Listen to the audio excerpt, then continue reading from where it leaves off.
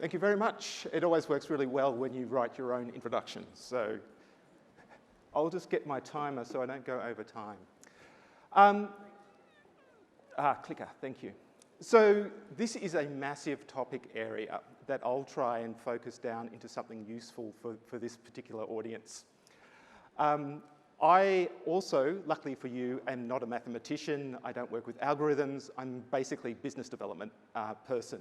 I do happen to work on some quite large data projects at the moment, so I do get the opportunity to speak to the literal world leaders in AI field, and I get to sort of test my stupid mind against their smart mind and see if I can match in the middle.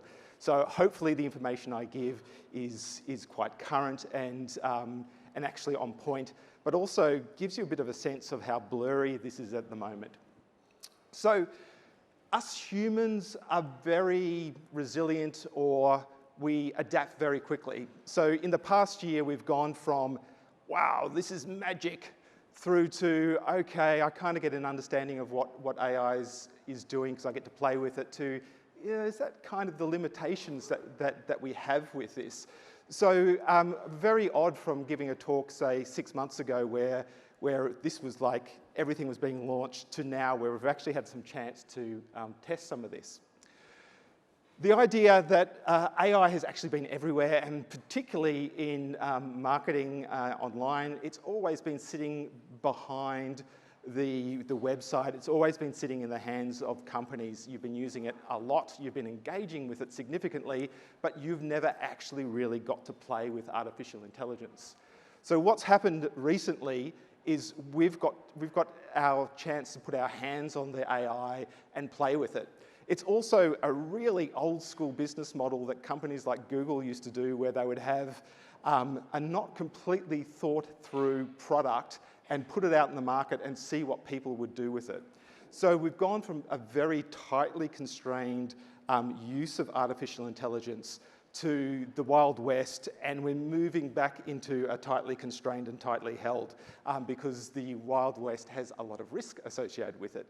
And I just want to go through how to think through at least the current technologies around large language models, generative AI, just so you can manage how you would like to use it, but also goes to some of the risks that you might see, which is, I don't really see them as particularly massive risks, but you kind of need to think through how this works.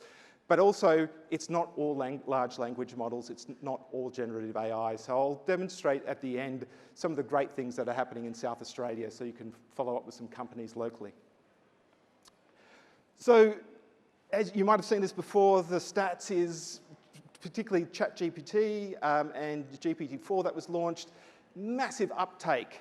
And you see charts like this that are making comparisons with other companies.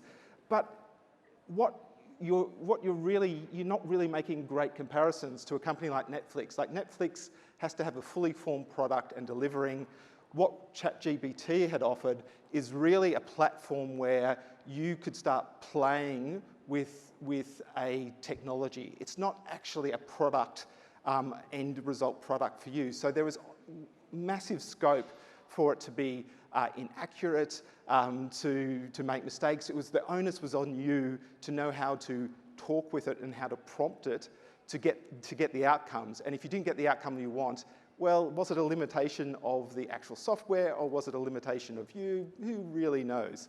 So it's a bit of an unfair comparison to fully formed products, this take-up. So I'm a techno-optimist, completely whacked over the back of the head on a regular basis by sort of techno-realism. So you've kind of got to understand some of the hype and where it's hype and where it's not. So early on, Google suffered from this because Google treated it early on like a fully formed product that people would be using.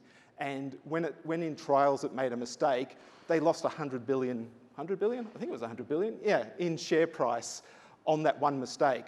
Whereas ChatGPT, through OpenAI, was making mistakes all the time and nobody really cared.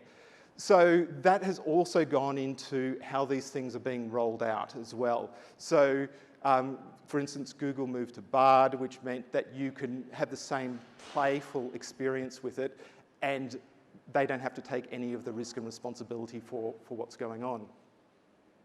So we weren't actually supposed to be here in 2023. Just about every researcher in this field I've talked to were expecting us to be here by the end of the decade, and this has been rapidly moved forward to now. So if this seems fast-paced and confusing, it's because it is fast-paced and confusing, and it's confusing for everyone. Everybody's rapidly trying to work out what the limitations are and how you can actually utilize this. So, generative AI, you're really talking about this sort of next word predictor. So it's large language models. There's a lot of information, like a lot of information, in having to build billions of dollars worth of new data centers worth of information to actually make a lot of this stuff work properly at scale. And so it predicts the most likely next word that's coming. It also then has because of the scale of the language models, it has an understanding of linguistics and grammar. So it can actually sort of start presenting that in a way that makes sense to us humans. Big libraries are incredibly important, but also the quality of those libraries are important as well. So the type of information you get out the other side. And in many ways, some of these large language models have reached the limit of what good information is there.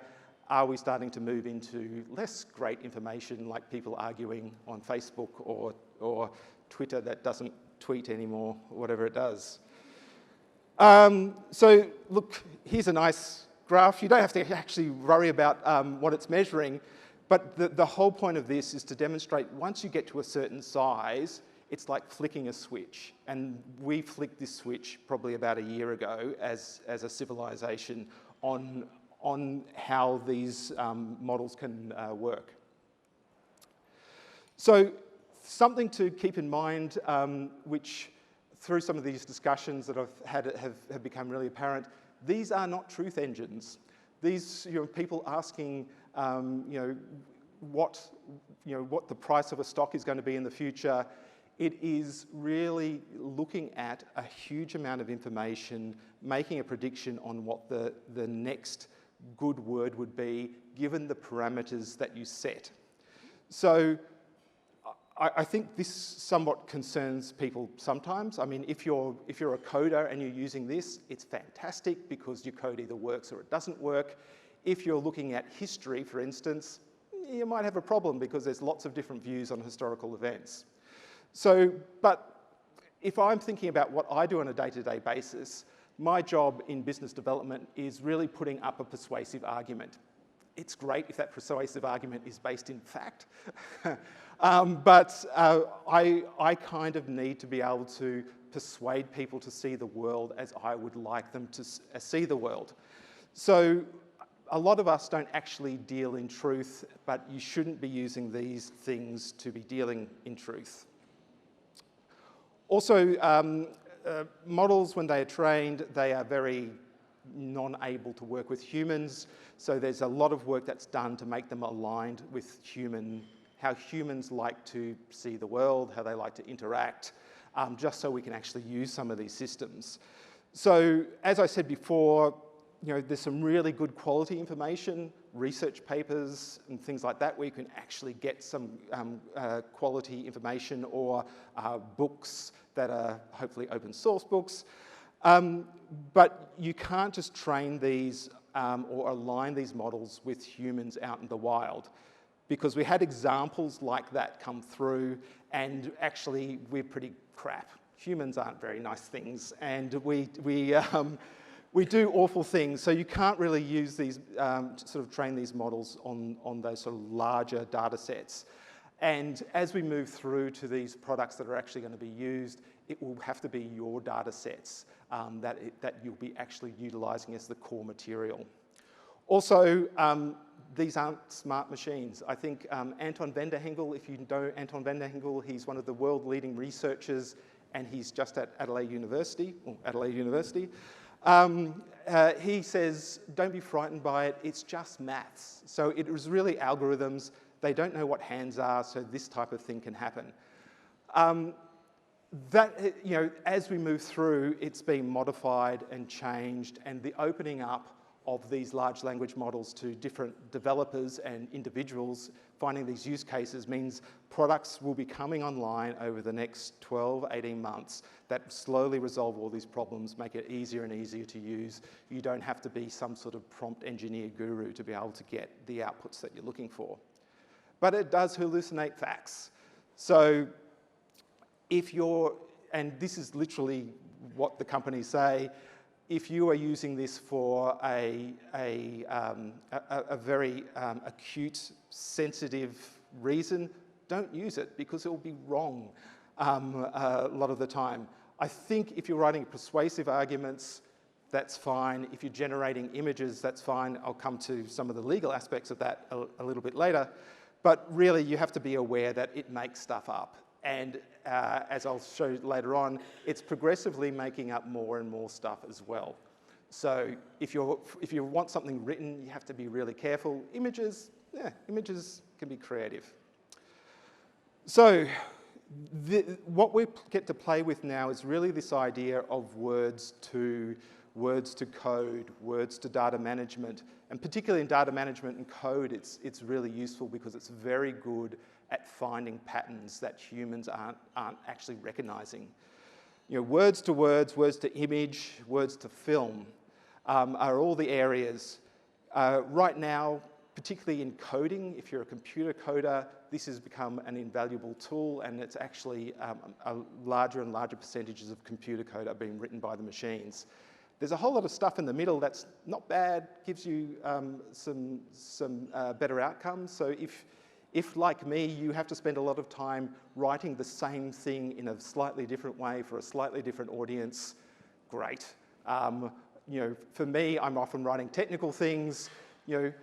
Can you rephrase this for a high school student? And it comes out the other side, and great. That was particularly useful, saved me a lot of time and absolute mind-numbing boredom. But there's other things where I'm not going to go write me a strategy for South Australia about the future of artificial intelligence because it's not going to do a particularly good job on what we want to see. Images, as you see, I've been using images from DALL-E and Midjourney. And there's lots of problems, no matter how much time you spend trying to prompt them, and I spent way too much time trying to prompt some of these images. They're not turning out exactly what you like. Of course, there's more people bringing products, and you can pay for better outputs. And also film. There's film which I love seeing AI sort of advertisements and things like that, but they're really weird.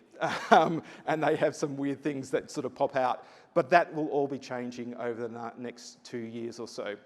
So how do you make this work for you?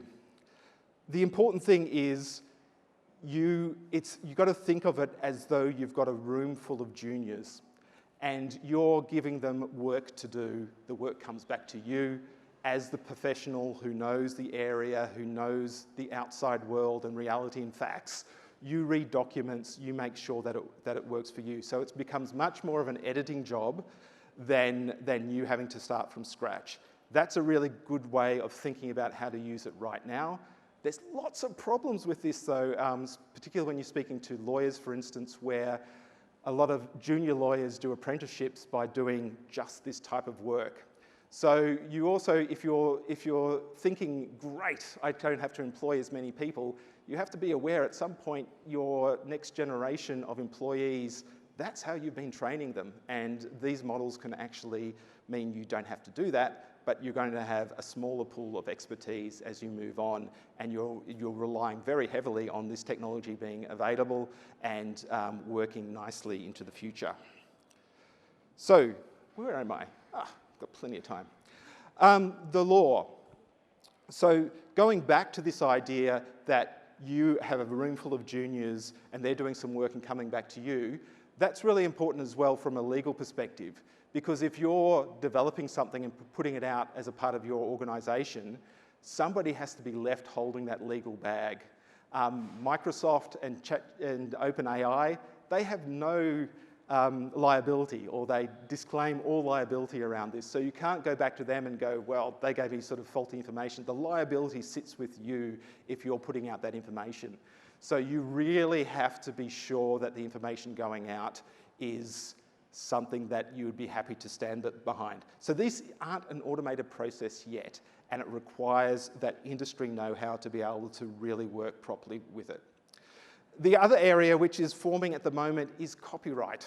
So, and once again, I have that disclaimer, I am not a lawyer. A Digital Law Association, they're really cool. And if they've got any events around digital law, you should sort of see what they do and have a chat to them. Although I do like digital law, so I might just be geeking, and that could be a bias. But copyright. So not too sure about copyright at the moment. So machines can't have copyright is kind of where it stands now. So if you're developing a picture through artificial intelligence and you're going to use it, who actually owns the copyright? The machine doesn't own the copyright. Do you own the copyright? I'm not too sure who owns the copyright of that image. So that might also go down to logos and things like that, which might get you in a bit of trouble. The law is forming. There's a bit of law that's sort of there in place, a bit of case law. It's not completely well thought through at the moment around copyright. Also, if your material is used in large language models, there is a lot that's going on now that's saying that that is a breach of copyright. I've spoken to some legal people in this field who go, actually, it doesn't sound like a breach of copyright to me. So just think of this, you know, somebody is not repurposing a piece of work that you've done and passing it off as their own. It's much more akin to you getting a book, giving it to an employee, they read that book, and then they produce material from the information that they have ingested and they've interpreted that and they've put that out the other side. So there may not be much of a leg to stand on material being used in these large language models, but it's not really clear. I think there's going to be a very hard test around copyright, that you own the copyright to that, and the US is probably leaning much more in that direction, but there's a strong argument to say that no, there actually is no copyright there. So be really careful around, think through some of the legal stuff. So once again, low risk areas, you don't want to hang you know, a brand new logo and a job and it's, you know, can't be protected. Okay, so this is great. What are people worried about? So I like this example because it goes to things like this example, which I'll go through, but also things like robo-debt as well. So once again, these things aren't truth engines. These things, it's artificial intelligence, but it's not intelligent as we think of intelligence. So this example was a simulation, so it wasn't real military drones, it was just a simulation. And in the simulation, they got the drones to attack the enemy. And there's rules of war, there's things that you're not supposed to do. So somebody would intervene every so often and go, no, you know, you're not allowed to go for that target. So the AI went, okay, I need to go for the target, but this commander keeps stopping me from doing my target, I'll just go and kill him. So they went, that's probably not a good thing. So you can't kill your own commanders who are giving you your orders. And it went, oh, okay, well, the orders, they're transferred to me through radio towers. I'll just destroy the radio towers. So when you're thinking about AI and use, you know, once again, it's just mathematics. It's just algorithms, very complex algorithms, but the real failings become the humans in the system. The humans can't think complexly enough. The humans aren't gaming out how this is being used. And once again, robo-debt is an interesting one where people are somewhat pointing to algorithms gone crazy, whereas in actual fact, it was people setting up algorithms to do something that turns out to be probably somewhat illegal in retrospect. So there is a lot of work going on now around ethical use of AI, how you bake those things into systems, but we're not there yet as well. Another big issue, large language models. Large language models, and probably how we've all been much more engaging with artificial intelligence in the last 12 months or so, that's not the only way of thinking about solving this problem. There's many different ways of thinking about this problem. And large language models may not be the winner. This may be something that we're experiencing now that will go away. And this paper, I read the paper, so you don't have to read the paper. The curse of recursion, training on generated data makes models forget. So the more information that is built, created by artificial intelligence, that is then used to train artificial intelligence, it progressively gets worse and worse and worse. The other element is that even in the last 12 months, the accuracy of artificial intelligence has got worse. There is some speculation that this is also due to the absolute enormous cost in energy and just pure cost of running the data centers to run these queries. So it's great early on to get that sort of lost leader, get everybody involved, people having a great experience. You're losing money on every query that's coming through. But when you start thinking about moving into, Microsoft is definitely working on bundling a lot of this in your daily software that you're using. Microsoft just is investing $1.8 billion on data centres in New South Wales just to cope with this. They have to run models offshore, but the data has to stay here. Incredibly complicated things. So what can we run these models cheaper using less power? Oh, they're getting dumber because they're not the full models. So we've had a real spurt in this is game-changing, this is what's possible. We might be hitting a bit of a slowdown or a bit of inertia through this. So I wouldn't be betting the future of my business on I'm going to be automating using some of these large language models.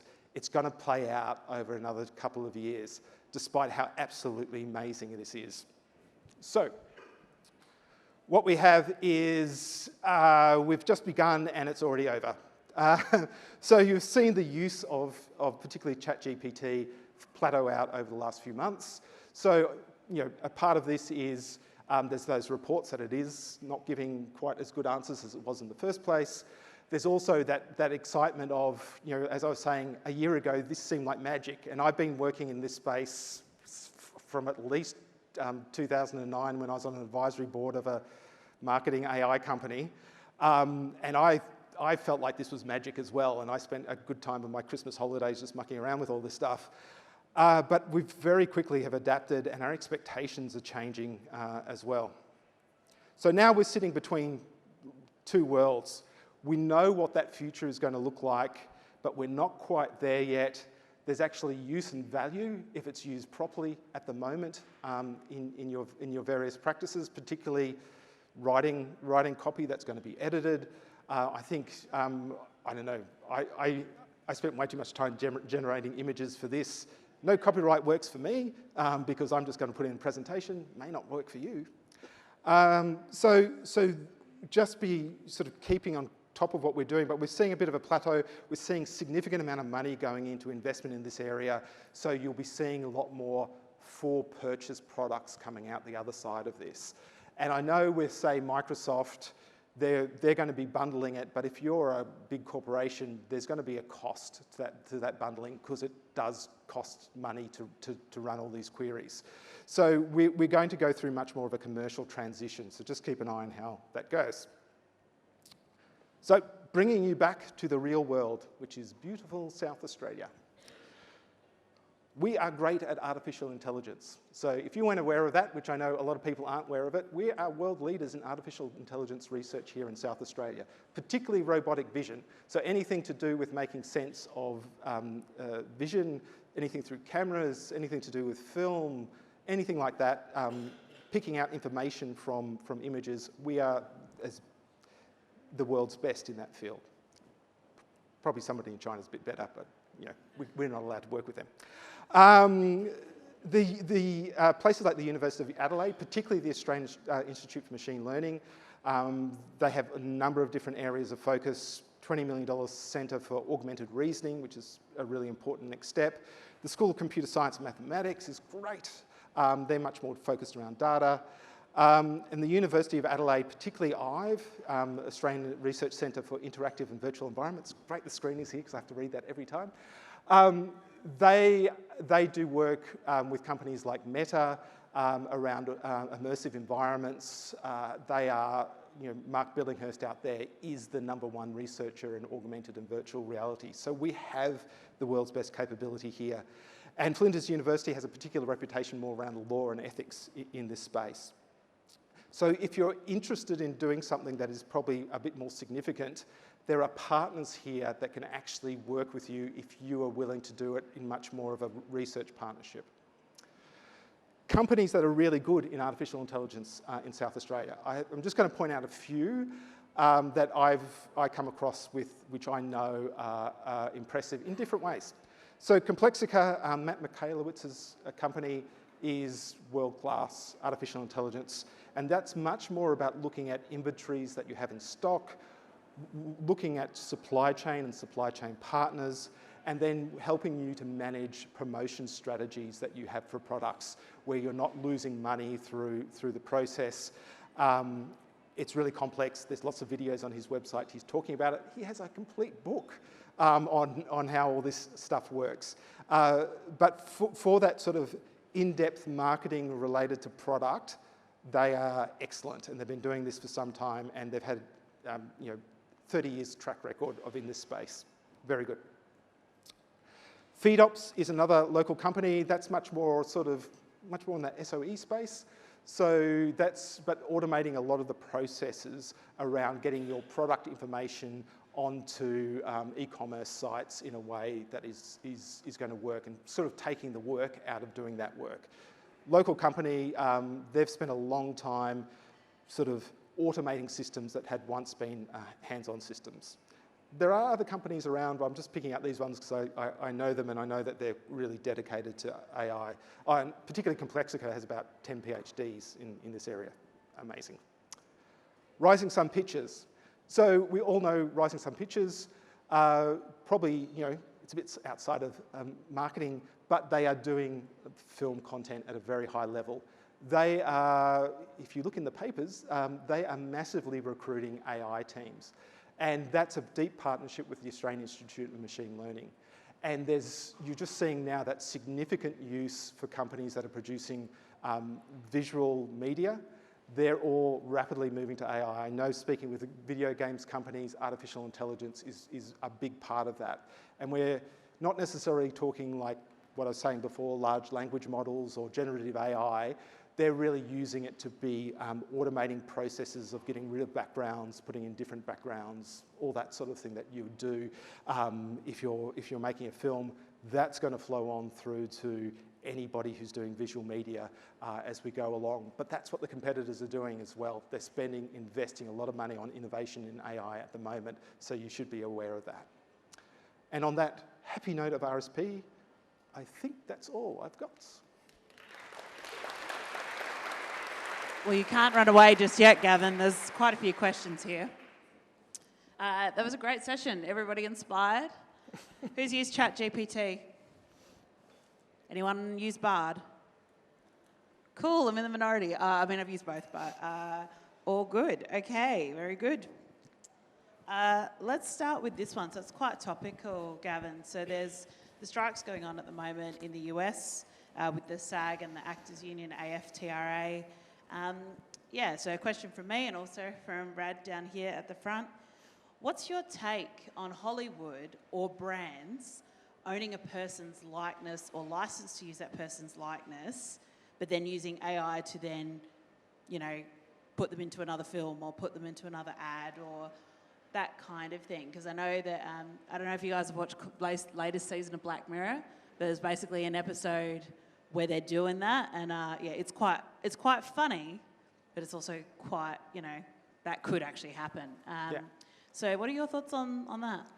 I think the rapid pace of the technology means that things that you might have contractually even got yourself into 2 years ago, you might want to relook at what they are, because the technology means you could probably do something different with the permissions that you have been given. If you're talking about actors, or you're talking about even if you have some cachet in the marketplace, even if you're a CEO of a business or something like that, you have to really manage your presence really carefully, because it can be used. But once again, this is the problem of this happening so quickly, and the technology being put into hands of people so rapidly, is that they can do it. And they also can do it in a way, if you're completely mercenary, you can optimize, and you can go through and rip people off and do whatever. In the long term, it's going to be a massive problem for you. Like I was saying before, you can automate, you can get rid of juniors and automate, but then you're not going to have your next generation of people. And then what film is doing, the short term is you might be able to turn a quick buck on doing something like this, but equally the technology means that people might just decide to set up their own sort of competing, cheaper ways of doing this as well. So there's really unintended consequences through going through this. I think people should own their own image. I mean, preferably, I don't really want to sell mine to anyone else. I don't think anybody wants mine. What do you think about Grimes? The singer who basically said, okay, well, I'm happy to lend my voice out, but if anyone makes a hit track using my voice, using AI, I get 50%. What are your thoughts? Well, but that's the thing, is as long as the creative people have the power over how their likeness or voice is being used, I don't have a particular problem. I'm not one. Sounds weird. I'm not somebody who's particularly worried about humans not being involved in a lot of these processes. I think humans should have all the free time in the world, and they should sit around chatting and playing music and doing really interesting stuff. Making money is not that interesting. So if an artist wants to do that, I think they should, but they should be in control of it. This one here is from Makisha. How are AI companies ensuring their databases they train their AI on are accurate and fair? Should they be held accountable for the responses their AI generates? Okay. There's a few nuances in that question. There's a difference between accurate and fair. So I'm not too sure they're particularly concerned with accuracy, because we also get into that whole thing of philosophical thing of what is true, because people might have very different opinions on a war zone or something like that, and how does a large language model actually extract the version that you want to see? I'm offended because I got the version that I don't agree with. Well, that's tough luck. The other was accurate and also fair. There is significant amount of work going on into having fair and ethical artificial intelligence systems. That's probably where most of the money is being spent right now. That often the term is used alignment, and that covers a lot of things from making an AI model usable, but it also alignment to sort of what humans like to see in the world, or how humans see the world. And being able to account for those ethical situations. It's really important too when you start thinking of social media. I was at MIT earlier in this year. There is a massive piece of work going on stopping bots from disrupting democratic processes, because with this change in the technology, it's really easy to have very realistic armies of bots going out and influencing people's decision making. So there's a massive piece of work going on around making sure that can't happen. Yeah. I'm glad you brought up Tay before, in case none of you were on Twitter when that happened a few years ago. But that kind of, I think, spoke to me about how toxic the internet can be. And I guess because a lot of these large language models are, particularly now that Bard's connected to the internet, do you think that there's some inherent biases because of the kind of gamut of quality of information that's out there on the web? So the training of the models are probably are much more specific than letting it loose. The risk is, and as far as I'm aware, there's not a sort of big plan to sort of move to a sort of GPT-5. These costs like $500 million to train. It's a really big task, uses a lot of compute to do. But also the sort of return on investment's not there. And the problem is if you're moving to a larger sort of knowledge base, you're starting to move into more marginal knowledge. That hasn't really been the case to date. And also that real time is an issue. The other issue though that means is it's retrospective. So you're not getting up-to-date information, which is odd. I discovered this morning, it also raises another risk, being retrospective. So if you're managing a message out in the real world, you can change your website and somebody will go, okay, that's what they're talking about now, this is the message, and you can manage that fairly well. If somebody then asks that same question of ChatGPT, it goes historically, and it's ingested the information, you don't have control of that information, and it will tell you a story that's something you might have been promoting 2 years ago, and suddenly there's a big gap there, and there's no narrative to fill that gap. Easy for a journalist to go, okay, there's a story here somewhere, I don't know what it is, but there's something here. So I hadn't even thought of that risk until this morning when it popped up. So this one here is from Gina Lamb. A little bit of a diversion here, but she says, Gavin, your job seems so interesting. What does your day-to-day actually involve at DTI?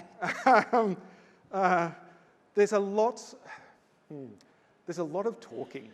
So we spend a lot of time sort of projecting out what the future looks like and how you get there, the types of partners that you will need to get there, and then we work out ways or value propositions that will be really persuasive to those people to get on board and collaborate with us for nothing. Clever. Hard work. This one from Olivia Manser. What ways do you suggest we can stay ahead of the AI curve to keep it in a space where it aids us and doesn't overtake us as marketers and communicators in a personal and professional space? Yes. That's really difficult because I work in this space and I really love this space and I enjoy reading, and I'm sort of have often been at the point where I can't read any more about this. There's a new paper that comes out every day about something. It is really hard to even attempt to keep it on top of all these things. I think there's some really good places that have good information. The state government has a very strong partnership with MIT Connection Sciences. If you follow any of the people from there, they're often putting out sort of select information that's useful. I think the main thing is to find out how you actually want to engage with it in your workflows and engage with it even if it's a small amount. The changes will start coming through. You'll notice when something new is available to you, and then you can play with it there as it sort of comes online through these systems. I think it's just too hard to keep on top of all the possible use cases that you have. Yeah, there's lots. Shifting over to an anonymous person now, and we're going to talk about ethics now, Gavin. Okay. So there are some significant ethical concerns around the AI business model, and you kind of touched on copyright before. Lucky we've got a lawyer in the house who's going to be talking tomorrow, so hopefully Paul's in your prezzo. But how can brands protect their IP in this brave new world, do you think? Yes, and that's why I sort of wanted to flag that it kind of in this blurry area where the law hasn't quite caught up with the technology. It might be good to be somewhat cautious around that, or actually ask people. And I think you really need to seek out those people who are experts in digital law. I had I forgot who the group I put up on the slide previously. I'm massively impressed. That's a not-for-profit organisation. They do work. Blockchain Australia has great work around legal frameworks, because blockchain crosses over a lot into artificial intelligence and how you manage it. So I'd be sort of sort of extra cautious as we're going through this period around protecting your brand. I think also you have to be the gatekeeper of the information that you're putting out, and that's nothing new. You're all doing that every day. You're looking at information you're putting out. You're thinking of, how this is going to play in the market. Am I sort of shooting a bit close to the wind on this from a legal perspective? No matter where it comes from, you're going to be the ones left holding the bag. You have to be comfortable with what you're putting out, no matter who or what actually generates that content. Images, logos, I would be very cautious at the moment. Yeah. Makisha asks for some advice. Looking to increase their use of AI, what are the key things to look out for when investigating paid AI tools? That's interesting, because I haven't sort of deeply gone down that path. I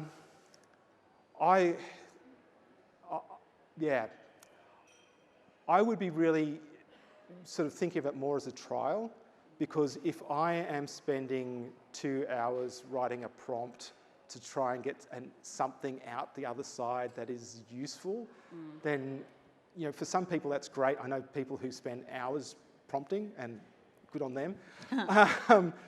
But it's not getting locked into long-term agreements with anybody at the moment. You really need to see whether it's worth the while. I think for a lot of the sort of low-risk use cases, a lot of the free stuff is actually quite useful. And if you can't work in the free stuff into your work processes, then maybe it's not sort of worth even seeking it out. The other thing is, this is now. A year's time, Microsoft has a massive chunk of OpenAI. They're spending billions of dollars implementing this sort of large language models, generative AI, into their products.